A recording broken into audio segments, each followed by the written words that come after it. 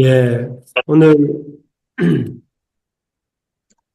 오늘은 왕국의 성립 제2과 초대왕 사울이 몰락한 이유라는 제목으로 사무엘상 15장 10절에서 31절까지 말씀을 한번 살펴보겠습니다.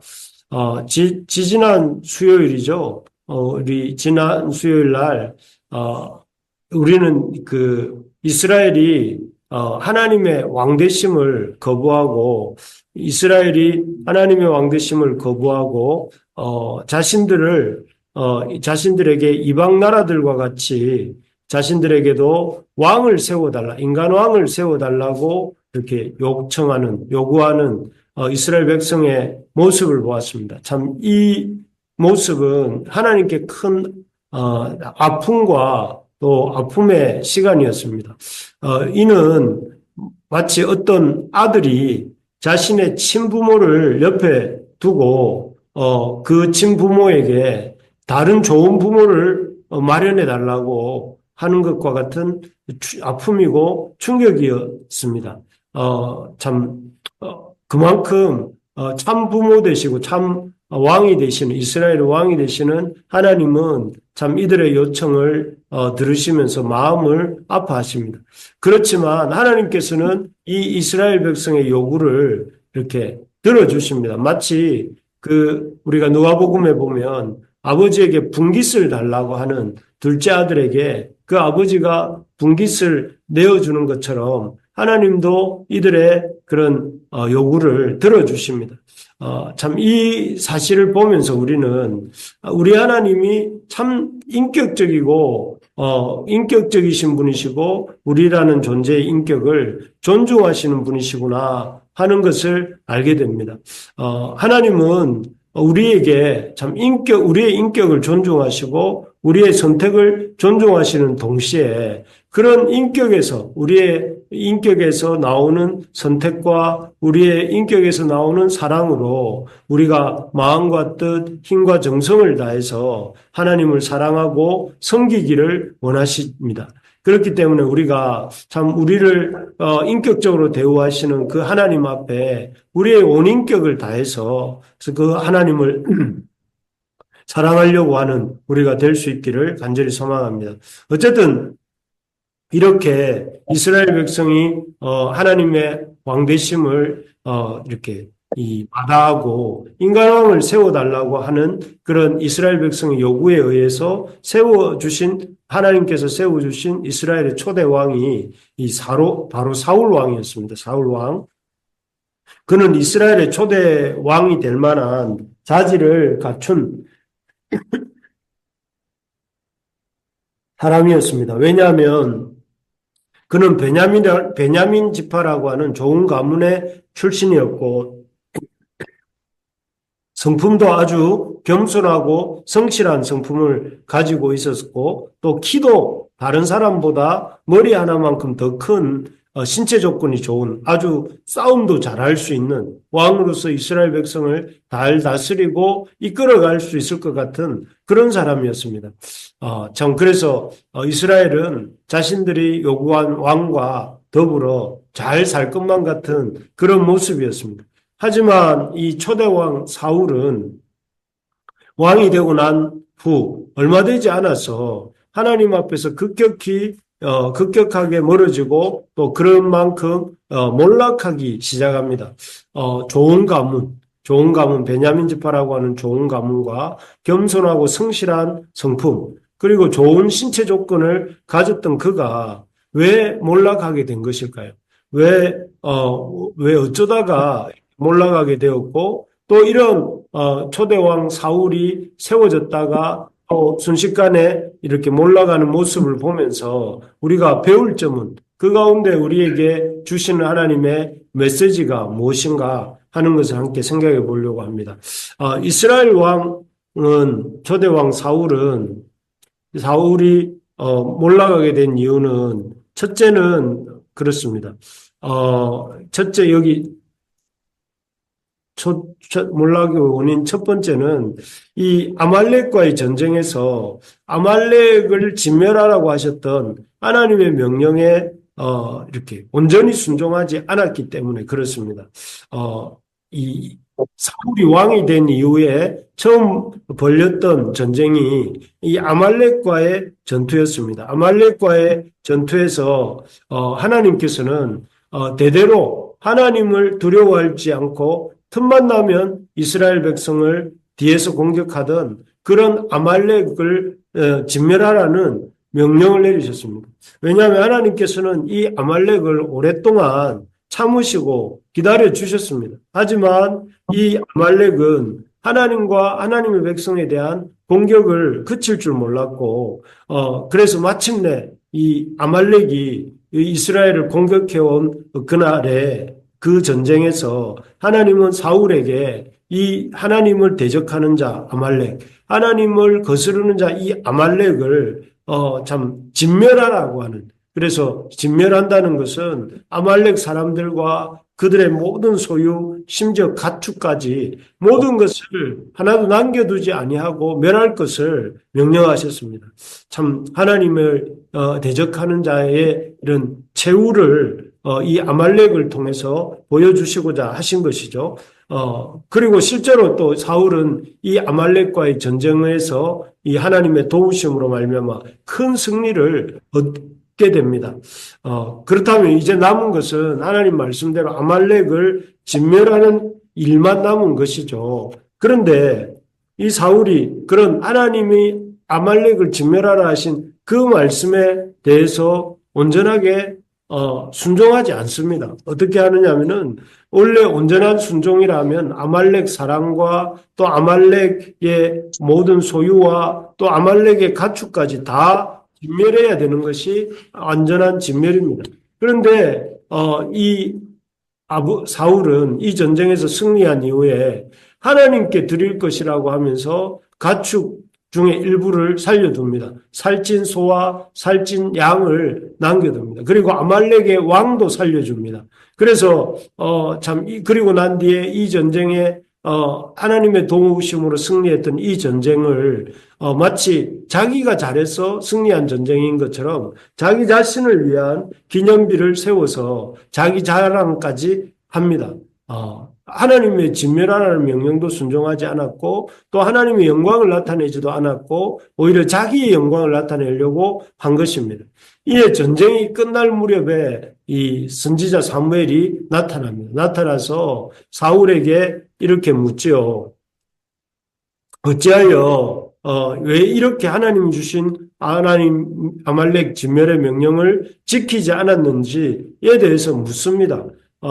그럴 때에 그 사울은 자신은 여호와의 그 진멸하라는 명령에 순종했고 오히려 백성들이 하나님 여호와께 제사를 드리기 위해서 살찐 소와 양을 남겨두었다고 하면서 백성 탓을 합니다. 백성들이 이 참 소와 양들을 남겨놓았습니다. 또 그리고 그것도 하나님을 제사하기 위해서 남겨놨습니다. 은연중에 하나님 탓도 하고 있는 거죠. 마치 자기는 잘못이 하나도 없는데 이 백성이 잘못해서 또 백성들이 하나님 생각하다가 이렇게 온전히 진멸하지 못했다 하는 것으로 이렇게 자기를 합리화하면서 이렇게 나아갑니다. 이것이 초대왕 사울의 몰락의 시작입니다. 참 하나님의 말씀에 온전히 순종하지 않는 것, 그리고 순종하는 척하면서 이렇게 그 자신의 잘못에 대해서는 그 백성들을 탓하고 하나님을 탓하면서 끝까지 자신의 잘못을 인정할 줄 모르는 이 행동이 바로 참 이 부분적으로는 순종하는 것 같지만 전체적인 하나님 말씀에 대해서는 순종하지 않는 이런 행동이 사울의 몰락의 원인이었다 하는 것입니다.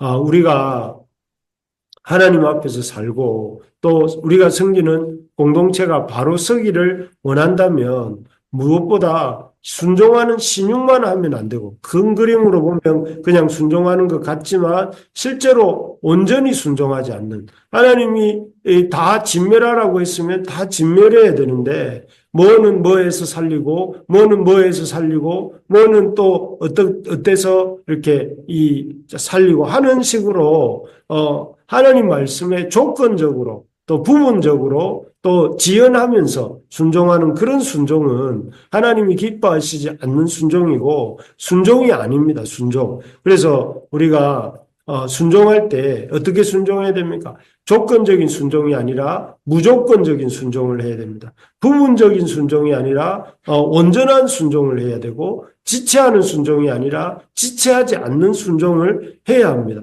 그래서 우리가 말씀을 들을 때도 그냥 말씀을 한 귀로 듣고 이렇게 아무 순종도 없이 넘어가는 것은 말씀을 잘못 들은 것입니다. 또 하나님 말씀을 듣고 부분적으로 이렇게 기억하고 자기가 원하는 것만 선택적으로 순종하는 것도 하나님 기뻐하시는 순종이 아닙니다.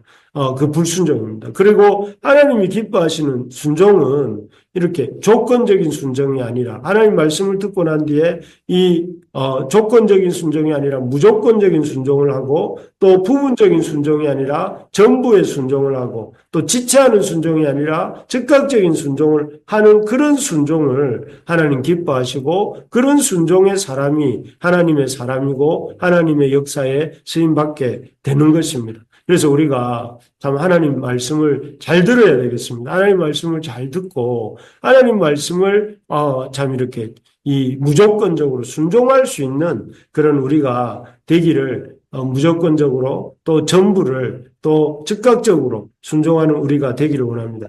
요즘 최근에 여러분 삶에 하나님 말씀에 즉각적으로 순종하고 있는 것이 무엇이 있습니까? 지난주일 예배 말씀을 듣고 지난주일 예배 말씀을 통해서 이 부활하신 주님에 대해서 우리가 말씀을 들었는데 그 말씀 중에 내게 주셨던 그 말씀대로 순종하고 계신지요?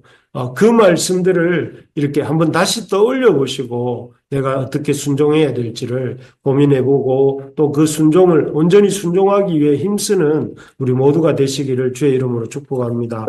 두 번째로 보면 이스라엘 초대 왕 사울의 몰락 원인은 온전하지 않은 순종이었다면 두 번째는 자기 합리화의 죄입니다. 이 하나님께서 이렇게 이 사울에게 자신의 잘못을 깨닫고 돌이킬 기회를 주십니다. 하나님께서는, 이렇게, 사울이, 자신의 그 불순종으로 인해서 멸망의 길을, 몰락의 길을 가는 것을 보시고, 그리고 그런 사울을, 이렇게, 하나님께서 붙잡으시고 돌이킬 수 있는 기회를 주시는데요. 그런데 그 기회를 이렇게 사울은 붙잡지 않습니다. 회개하지도 않고 자기 합리화를 하면서 끝내게 되는데요. 앞에서도 잠깐 살펴보았지만 전쟁이 끝날 무렵 찾아온 사무엘 선지자가 하나님이 사울에게 하나님이 아말렉을 진멸하라 하셨는데 왜 진멸하지 않고 살찐 소와 양을 남겨두었는가 하고 묻지요. 그러면서 이 사울에게 여기 16절에 보면 이렇게 말합니다. 17절에 보니까 사무엘이 이르되 왕이 스스로 작게 여길 그때에 이스라엘 지파의 머리가 되지 아니하셨나이까 여호와께서 왕에게 기름을 부어 이스라엘 왕을 삼으시고 라고 해서 이 사울이 아주 평범한 이스라엘의 범부였을 때에 그런 사울을 데려다가 하나님께서 기름을 부어서 이스라엘 왕을 삼으셨다 이렇게 말씀하십니다. 그래서 왕이 된 사울은 이전에 누리지 못했던 엄청난 혜택들, 왕의 혜택들을 보지요. 많은 참 물질을 얻게 되었고 또 많은 사람들의 섬김을 받게 되었고 또 하나님의 그런 권세를 얻게 되는 그런 사람이 되었습니다.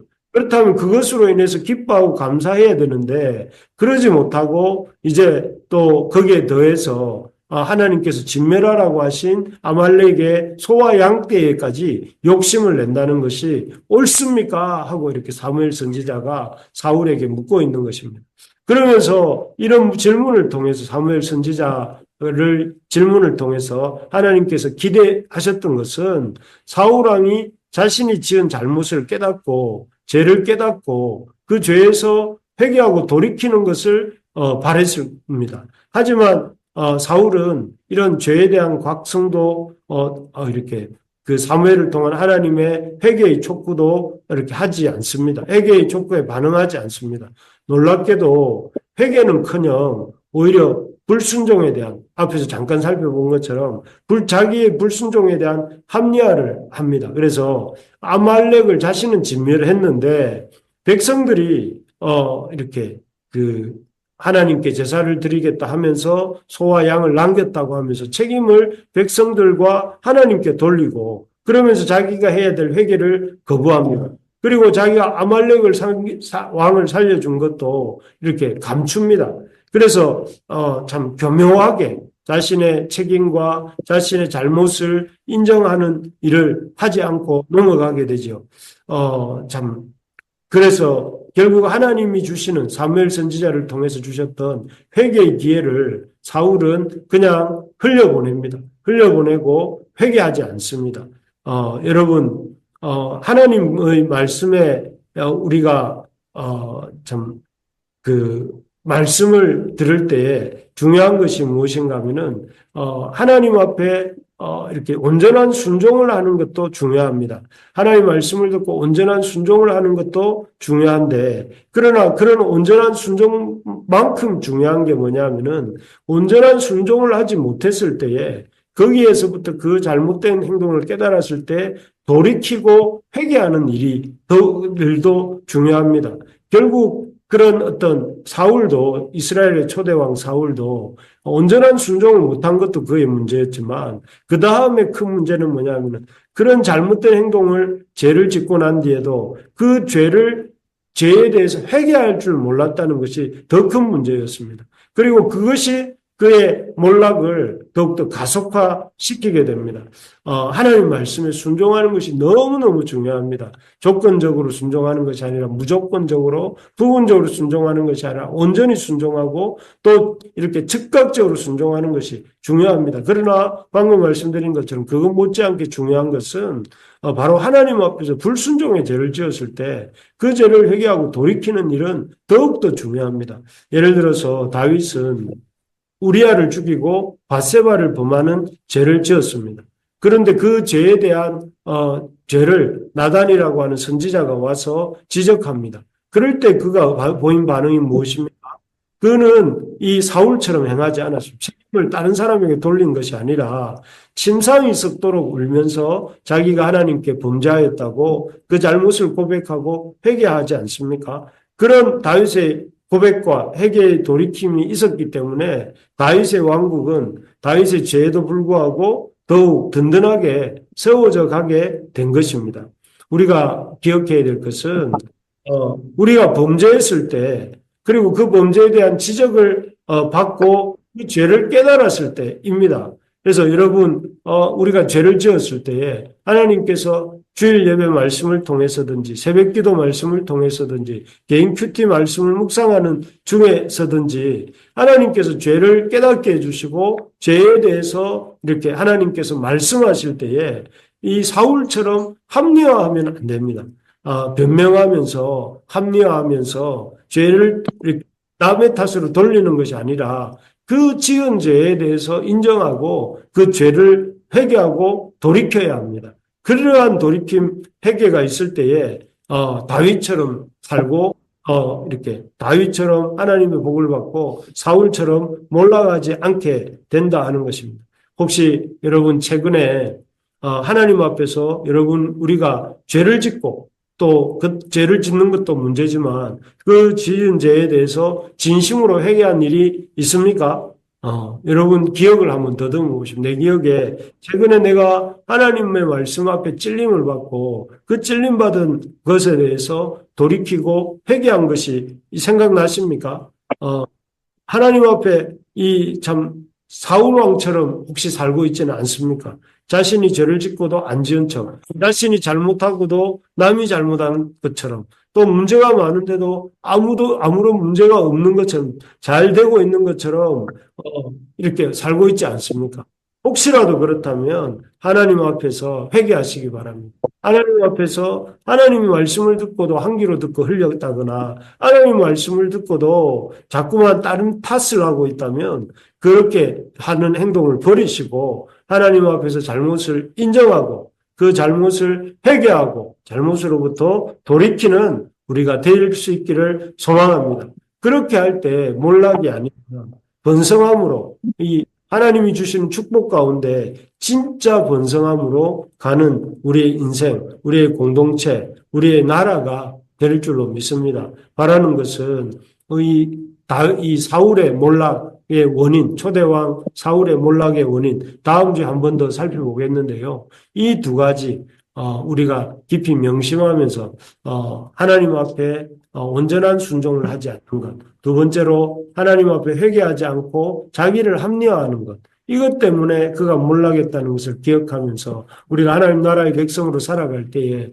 그 어떤 것보다 중요한 것이 하나님 말씀에 대한 온전한 순종과 하나님 말씀 앞에서 잘못 행했을 때에 그 잘못을 회개하고 돌이키는, 합리화하지 않고 회개하고 돌이키는 것임을 깊이 새기면서 그런 사람, 그런 가정, 그런 교회, 그런 나라가 하나님께서 든든히 세우시는 가정이요, 교회요, 나라인 줄 알고 우리가 하나님 말씀 앞에 잘 반응하는 우리 모두가 또 우리 부르심의 교회가 되기를 주님의 이름으로 축복합니다.